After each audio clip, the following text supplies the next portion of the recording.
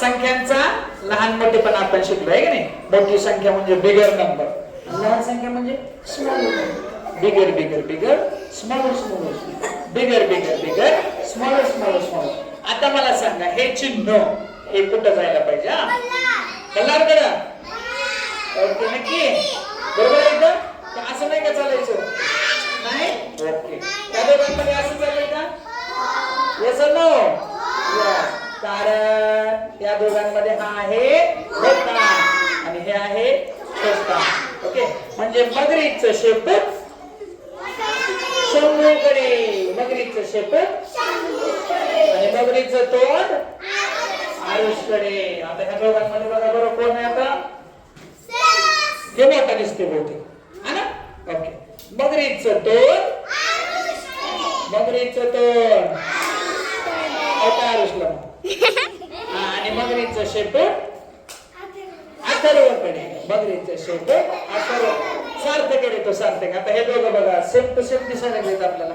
दिसायला जर म्हटलं तर दोघं सारखे, त्यामुळे दोघांच्या मध्ये असं येणार. पण उंची बघा बरं दोघांची.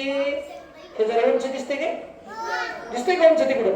हा मग मगरीचं शेपूट सार्थककडे, मगरीचं तोंड अथर्वकडे, मगरीचं शेपूट सार्थककडे आणि मगरीचं तोंड अथर्वकडे. मगर खाऊन टाकेल त्याला. आलं लक्षात? मी तुम्हाला दोन वस्तू देतो किंवा दोन गोष्टी देतो, त्यातून मला सांगायचं मोठं काय आणि छोटं काय. हा चला प्रश्न आहे फुल आणि कळी. मगरीचं शेपूट कळीकडे आणि मगरीचं तोंड फुलाकडे. बाळ आणि माणूस. मगरीचं शेपूट मगरीचं तोंड माणसाकडे, माणसाकडे.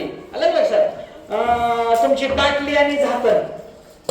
मगरीचं तोंड मगरीचं शेपूट झाकणाकडे.